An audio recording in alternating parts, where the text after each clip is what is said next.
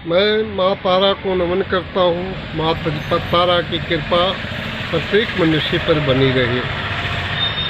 आज मैं आपको बताना चाहता हूँ, मैं ज्योतिष अशोक स्वामी आपको बताना चाहता हूँ कि मंत्र शक्ति के माध्यम से जीवन में सभी समस्याओं का समाधान हो सकता है, लेकिन आस्था, विश्वास, अंधविश्वास ये 3 शब्द हैं, 3 विषय हैं। किसी मनुष्य को अंधविश्वास है कि मंत्र जाप से समस्या का समाधान नहीं होता, या होगा या नहीं होगा। जो अंधविश्वासी व्यक्ति है वह भी अगर मंत्र साधना करता है, मंत्र शक्ति के माध्यम से मंत्रों का जाप करता है, तो उसके भी जीवन में समाधान हो सकता है। मनुष्य को आस्था और विश्वास दोनों हृदय में होना चाहिए। समस्या है तो समाधान भी है। मंत्र का जाप अगर विधि से, विधान से, पूजा पाठ से, नियमित रूप से अगर वह व्यक्ति करता है तो जीवन में घर बैठे वह मंत्र जाप से अपनी समस्या का समाधान पा सकता है। विषय है कि क्या मनुष्य जीवन में सोचता है कि मैंने बहुत जाप किया, बहुत अनुष्ठान कर लिए, लेकिन फिर भी समस्या का समाधान नहीं हुआ। वह भी व्यक्ति अपनी जगह पर सही है। इसका मुख्य कारण है कि उसे मंत्र जाप की विधि मालूम नहीं है, अनुष्ठान की विधि मालूम नहीं है। तो बिना गुरु के मार्ग के अगर वह मंत्र साधना करता है तो उसके जीवन में समस्या का समाधान नहीं हो सकता। मंत्र का अपने आप में पूर्ण और स्वतंत्र सत्ता है। वेदों में मंत्रों की सर्वोच्च सत्ता है। शब्द ही ब्रह्म है, प्रत्येक शब्द ब्रह्म है। मंत्र का प्रभाव में ध्वनि और लय का विशेष संबंध है। विज्ञान के अनुसार हम जो उच्चारण करते हैं वह ध्वनि पूरे ब्रह्मांड में फैल जाती है। उदाहरण के लिए आपको बताना चाहता हूँ, रेडियो को देखो। रेडियो पर जो उच्चारण करते हैं या जो संगीत सुनाई देती है वह ध्वनि हजारों मील दूर से टेलीकास्ट होती है, उसकी जो फ्रीक्वेंसी है, लेकिन आप जब घर बैठे रहते हो तो वह सुनाई देती है। मंत्र को समझने के लिए उसका उपयोग, उसकी क्रिया, उसका अर्थ और उसकी ध्वनि को समझना होगा। मनुष्य कहता है मंत्रों का जाप किया, अनुष्ठान किया, लाभ नहीं होता।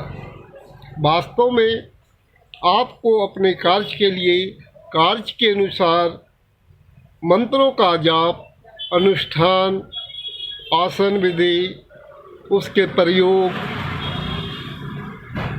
में आने वाली सामग्री का जाप जानकारी होनी चाहिए। मंत्रों का जाप तोते की तरह रट लेने से कभी भी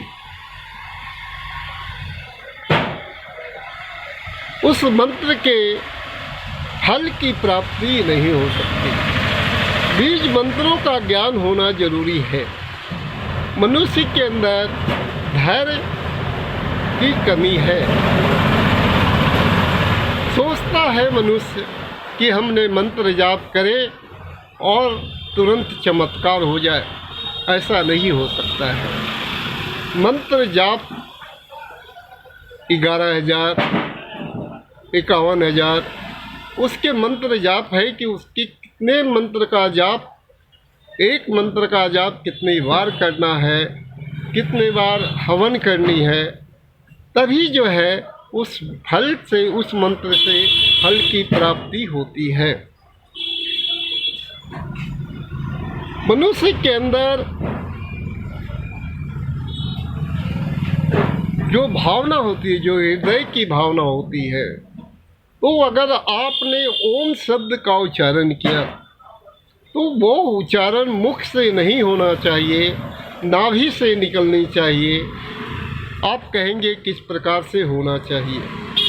ओम का उच्चारण अगर करते हैं, ओम में बहुत बड़ी शक्ति है, और ये सिर्फ हिंदू धर्म में नहीं, हिंदू, मुस्लिम, सिख, ईसाई सभी धर्म के लोग अपने अपने तरीके से ओम धर्म का उच्चारण करते हैं। अब आप कैसे करेंगे ओम का उच्चारण? ओ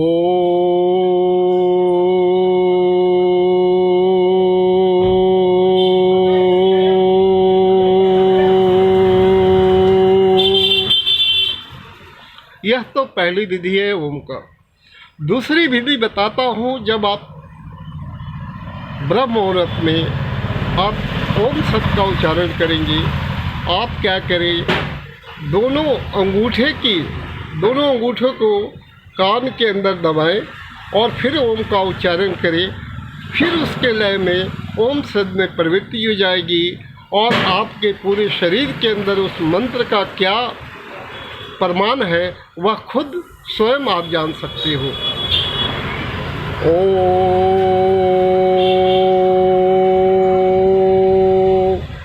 ऐसा 5 मिनट, 10 मिनट, 15 मिनट आप करें, आपको प्रमाण स्वयं मिल जाएगा।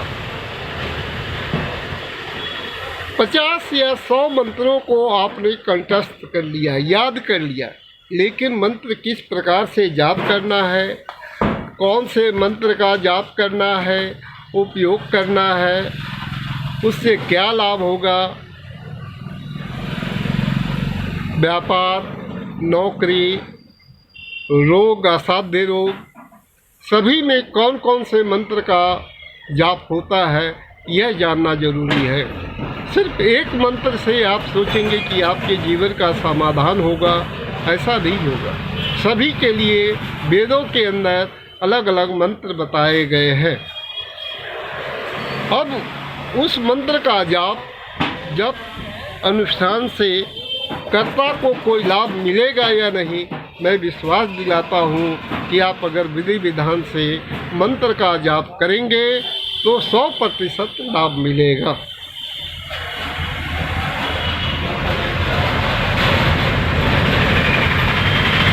मैं मनुष्य को बताना चाहता हूँ कि मनुष्य के झोली में कुछ देना चाहता हूँ। आप पाओगे या नहीं पाओगे यह मैं नहीं जानता।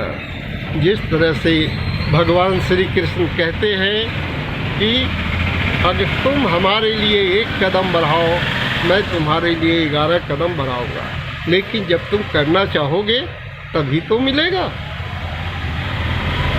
ब्रह्मांड के 2 स्वरूप हैं, काला और सफ़ेद, यानी दिन और रात।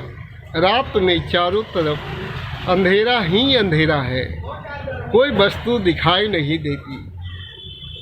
दिन होते ही प्रत्येक वस्तु दिखाई देती है। संसार प्रकाशमय हो जाता है।